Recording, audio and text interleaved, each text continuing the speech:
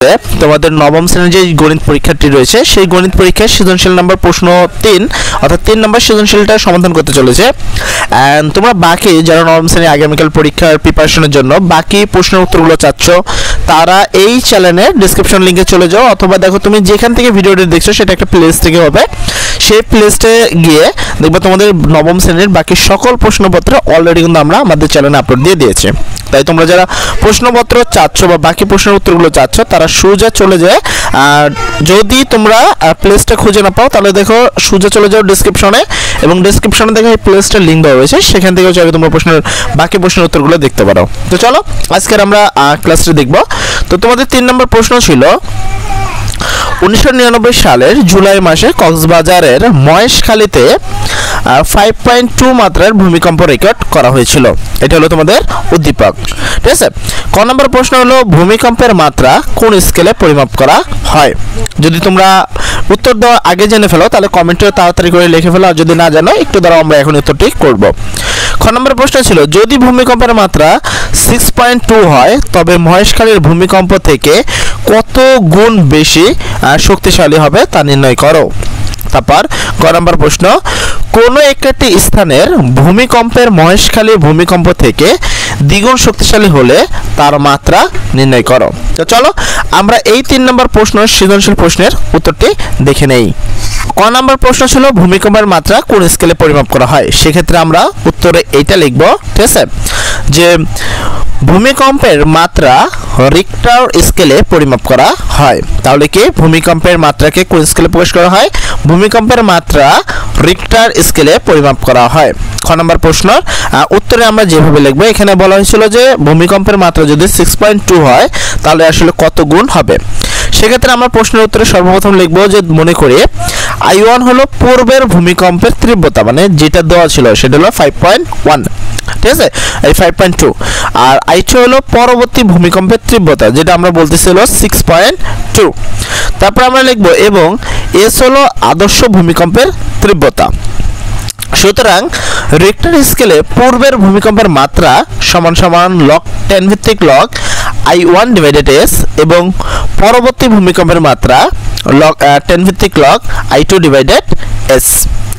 সে অনুসারে বা প্রশ্ন মতে আমরা লিখব যে প্রশ্ন মতে 10 ভিত্তিক লগ I1 ডিভাইডেড S সমান হলো তোমার কত 5.2 যেটা প্রশ্নে ছিল, উদ্দীপকে ছিল। তারপর আমরা লিখব 10 ভিত্তিক লগ I2 ডিভাইডেড S যেটা হলো প্রশ্নে ছিল খ নম্বরে 6.2। 2 নং থেকে 1 নংকে বিয়োগ করি, সমীকরণ 2 থেকে 1 কে আমরা বিয়োগ করব, ঠিক আছে। তো আশা করি বিয়োগ করতে পারো। তো আমরা প্রথমে লিখব যে 2 নম্বর ছিল কি 10 ভিত্তিক লগ I2 ডিভাইডেড S, তারপর বিয়োগের কারণে মাইনাস, তারপর আমরা লিখব 10 ভিত্তিক log I1 divided S। Same ভাবে আমরা রাইট হ্যান্ড বিয়োগ করব, রাইট হ্যান্ড সাইডে ছিল 6.2 মাইনাস, আর প্রথমটা রাইট হ্যান্ড ছিল 5.2। যেহেতু এখানে দুইটা দেখো, এখানে ভালো করে দেখবো এই দুইটাই কিন্তু তোমার ভাগ আকারে আছে। কি আকারে আছে? এখানে বিয়োগ আকারে আছে।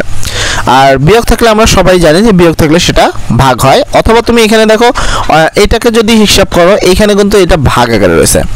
তাই 10 ভিত্তিক লগ লিখলাম, এটা I2 এই I2 এই ভাগের কারণে আমরা দিলাম মাইনাস, তারপর এখানে নিচে আছে S, তাই 10 ভিত্তিক লগ S, এখানে মাইনাস চিহ্ন আছে মাইনাস, এখানেও সেম কাজ 10 ভিত্তিক লগ I1 এখানে ভাগের কারণে মাইনাস 10 ভিত্তিক লগ IS সমান সমান এই দুটোকে বিয়োগ করা হয় 1। এর পরবর্তীতে আমরা জাস্ট এখানে যা আছে এইখান থেকে এখানে যতটুকু আছে আমরা ঠিক ততটুকু এখানে তুলে দিচ্ছি। যেমন log 10 I2 এখানে log 10 I2 আছে, মাইনাস চিহ্ন আছে মাইনাস, তারপর log 10 S এখানেও দেখো log 10 S রয়েছে, মাইনাস চিহ্ন ছিল মাইনাস। এই মাইনাসের কারণে শুধু এই চিহ্নটা পরিবর্তন হবে। এই দুইটা দেখো এখানে কিন্তু প্লাস আকারে মাইনাস আকারে রয়েছে, যদি খেয়াল করো। তবে আমরা যখন উত্তরটা লিখেছি তখন এটা কিন্তু প্লাস হয়ে গেছে। তাহলে এই বিষয়টা তোমাকে খেয়াল রাখতে হবে যে যখন কোনো কিছুর আগে মাইনাস চিহ্ন থাকে তখন এই চিহ্নটা পরিবর্তন হয়।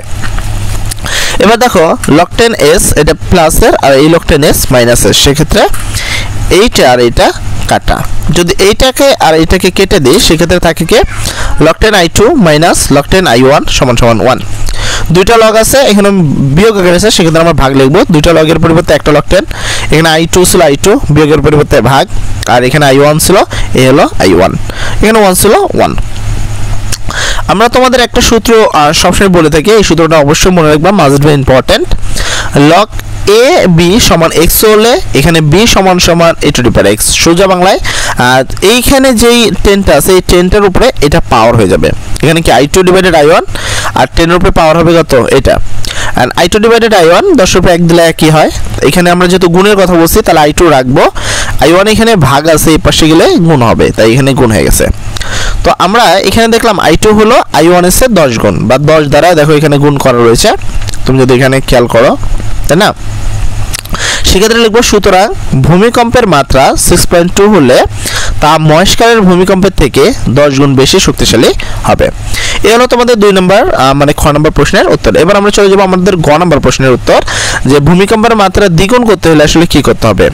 আরো একটা ছোট্ট কথা, যারা বাকি প্রশ্নের উত্তরগুলো করনি তারা আমাদের এই চ্যানেলের ডেসক্রিপশন লিংকে অথবা যে প্লেস থেকে তুমি ভিডিওটি দেখছো সেখান থেকে গিয়ে কিন্তু তুমি ফুল প্রশ্নের উত্তরটা খুঁজে পেতে পারো।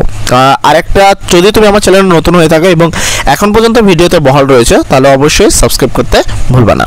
তো দেখো এখানে খ নম্বর বলছে, মনে করি i1 হলো পূর্বের ভূমিকম্পের তীব্রতা, i3 কারণ 2 তো আমরা এখানে যেটা 6.2 ছিল সেটা নিয়েছে, তাই আমরা এখানে নিব i3 হলো পরবর্তী ভূমিকম্পের মাত্রা যেটা i1 এর থেকে দ্বিগুণ হবে, তাই এখানে 2 গুণন i1 লেখা আছে, আর s হলো আদর্শ ভূমিকম্পের তীব্রতা। সে অনুসারে প্রশ্ন মতে আমরা কি লিখব, প্রশ্ন মতে আমরা লিখব যে log 10 i1 ডিভাইডেড s সমান হলো 5.2, i1 ডিভাইডেড এখানে যেমনটা আমি বলি যে এটাকে আমরা রেখে দেবো, রেখে দিয়েছি, এই 10 যে এর উপরে পাওয়ার হবে তাহলে 10 যে এর উপরে পাওয়ার হলো, দেখো এখানে ঠিক আছে। এবার 10 এর উপরে যদি 5.2 দাও তাহলে কত হবে, এটা ক্যালকুলেটর দিয়ে করতে হবে। আমরা লিখবো আগেটা পূর্বের কাজ করলাম, এবার আমরা পরের কাজ করব। এবার আমরা লিখবো কি, অতএব হলো তোমার কি পরবর্তী ভূমিকম্পের মাত্রা log 10 i3 divided s। log 10 i3 যেখানে আমরা পাইছি i3 এর মান হবে হলো 2i1, তাই না? তাই আমরা লিখেছি এখানে i3 এর পরিবর্তে লেখা আছে 2i1 ডিভাইডেড s আছে s। সেম ভাবে log 10 এইটা উপরে আছে তাই আমরা এটা লিখলাম, and i1 ডিভাইডেড s সমান হলো এই মানটা কিন্তু i1 ডিভাইডেড s, দেখো এখানে লেখা আছে এই যে মানটা এখানে বসানো হয়েছে এই মানটা কিন্তু এই জায়গার পরিবর্তে বসানো হয়েছে এই i1 ডিভাইডেড i2 এর, এবং সেটাকে যদি তুমি 2 দ্বারা গুণ করো তাহলে সেটা আসে 5.5 প্রায়, তার মানে পরবর্তী ভূমিকম্পের মাত্রা হবে 5.5।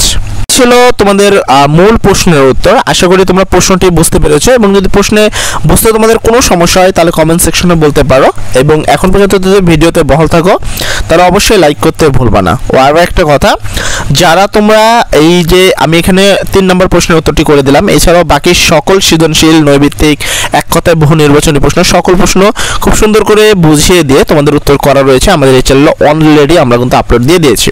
তো যারা তোমরা এই প্রশ্নের সঠিক উত্তরগুলো চাচ্ছ বা বাকি প্রশ্নের উত্তরগুলো চাচ্ছ, সেক্ষেত্রে তোমরা এই প্লেলিস্টে থেকে অথবা ডেসক্রিপশনে যে লিঙ্কটা রয়েছে সেই লিঙ্কের সাহায্যে তোমরা বাকি সকল ক্লাসের ভিডিওগুলো দেখতে পারো, ঠিক আছে? তো আগামীকালের পরীক্ষার জন্য তোমাদের সবার ভালো হয়, সবার জন্য দোয়া করি, সবাই ভালো থেকো। আসসালামু আলাইকুম।